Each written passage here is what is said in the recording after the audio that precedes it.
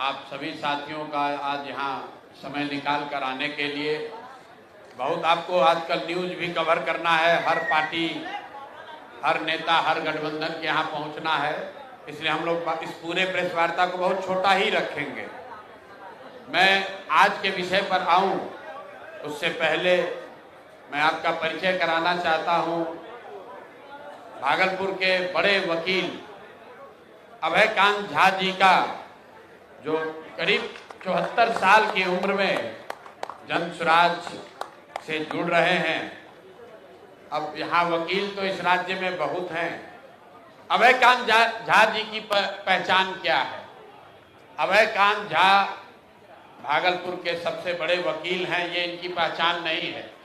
इनकी पहचान ये है कि बिहार के सामाजिक राजनीतिक जीवन में सबसे विध्वंसकारी जो भागलपुर के दंगे हुए, आप सभी लोग जिन्होंने भागलपुर दंगे के बारे में पढ़ा है, सुना है, उन दंगों में मुस्लिम समाज के जितने लोगों के साथ त्रासदी हुई, ये अभयकांत झा हैं जिन्होंने उन सारे मुस्लिम समाज के लोगों का केस करीब करीब निःशुल्क लड़ा है। और पिछले 30 वर्षों में 850 मुस्लिम परिवार जिनको सरकार ने, व्यवस्था ने उनके हाल पर छोड़ दिया, इसी अभयकांत झा ने अपने सरस्वती की दी हुई कृपा से, अपने विद्वता से न सिर्फ उन 850 परिवारों को बचाया, उनको वहां रिहेबिलिटेट कराया, सरकार से मुआवजा दिलाया। जो लोग बिहार और भागलपुर छोड़कर मेरठ भाग रहे थे, उनको सबको भागलपुर में रहने की व्यवस्था कराई। इसलिए आज इस मंच से मैं अभयकांत झा जी का यहाँ पर स्वागत कर रहा हूँ। और 75 साल में इन्होंने जो नहीं किया, इन्होंने आज तक राजनीति में कदम नहीं रखा। बड़े बड़े दल और नेता गए। आपको बता दें, यहाँ सनातन की बात करने वाले बता रहे थे अभय जी, विश्व हिंदू परिषद के लोग इनके पास गए कि आप ब्राह्मण हैं, आप मुसलमानों का केस क्यों लड़ रहे हैं? लेकिन अपने विचार से ये हिले नहीं और 75 साल में कभी राजनीति में कदम नहीं रखा। आज जन स्वराज के इस व्यवस्था परिवर्तन के अभियान का हिस्सा बन रहे हैं।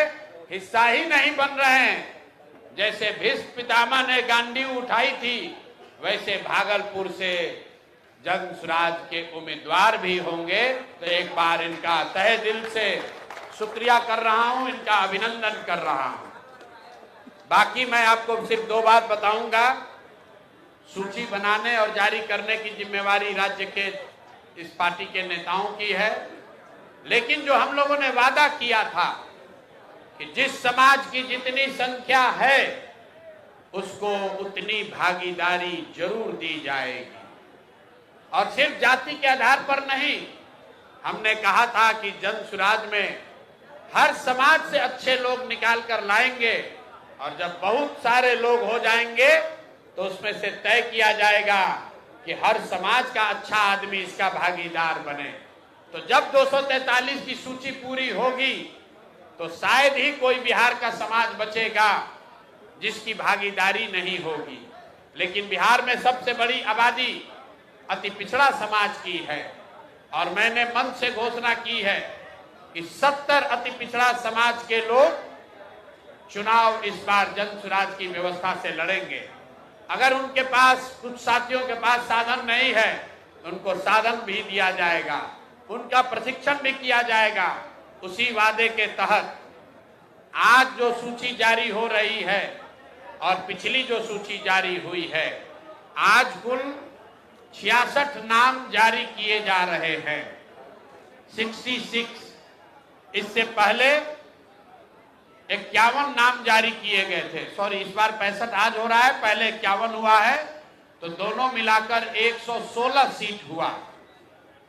116 में 25 रिजर्व है, आरक्षित सीटें 25 जो हम लोग रिजर्व घोषित कर रहे हैं, बच गई 91। 91 में 31, 91 में 31, अति पिछड़ा समाज को भागीदारी दी गई है। बिहार के इतिहास में किसी मेन स्ट्रीम पार्टी ने आज तक अति पिछड़ा समाज के लोगों को इतनी बड़ी भागीदारी कभी नहीं दी है।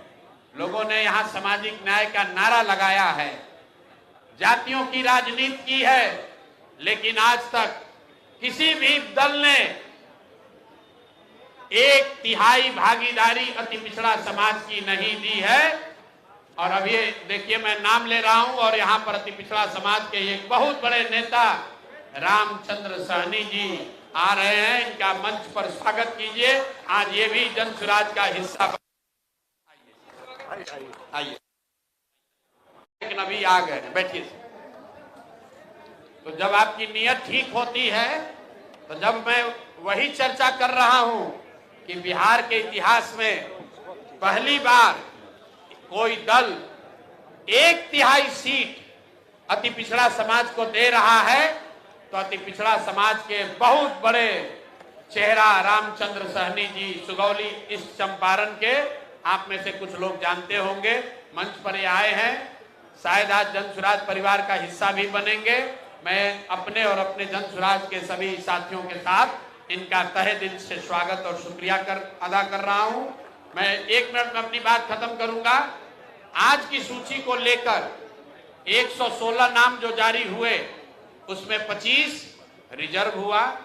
91 सीट जो जनरल कैटेगरी की जारी हो रही है, उसमें 31 ईबीसी समाज के लोग हैं, 21 ओबीसी समाज के लोग हैं, और उसके बाद 21 इसमें मुस्लिम समाज के लोग हैं। पिछली बार 7 दिया गया था, इस बार 14 दिया गया है। तो जो बात हम लोगों ने जन सुराज में कहा है कि जिस समाज की जितनी संख्या है, उस समाज से उतने लोगों को ढूंढकर, आग्रह करके, समझाकर, मदद करके, हाथ पकड़ के लाएंगे और उनको बिहार की इस व्यवस्था परिवर्तन के अभियान का हिस्सा बनाएंगे। मैं चाहूंगा कि अब सूची जो आज की है वो हम लोग के राज्य के अध्यक्ष माननीय मनोज भारती जी आपके सामने रखेंगे। उसके बाद हम लोग आपका सवाल जवाब लेंगे। अगर आपकी सबकी अनुमति हो तो 2 लाइन रामचंद्र सहनी जी से ये अपनी बात रखेंगे, और अभय जी कैसे इन्होंने 850 भागलपुर के दंगे से पीड़ित मुस्लिम परिवारों के लिए इन्होंने कैसे मदद की है, और अपना परिचय अगर ये 2-2 मिनट दे देंगे तो हम सब उसके लिए अनुग्रहित होंगे। बहुत बहुत धन्यवाद। अभय कांत जी पहले बोलेंगे, फिर माननीय सहनी जी बोलेंगे। उसके बाद आज के 65 लोगों की सूची हम लोग के राज्य के अध्यक्ष माननीय मनोज भारती जी आपके सामने जारी करेंगे।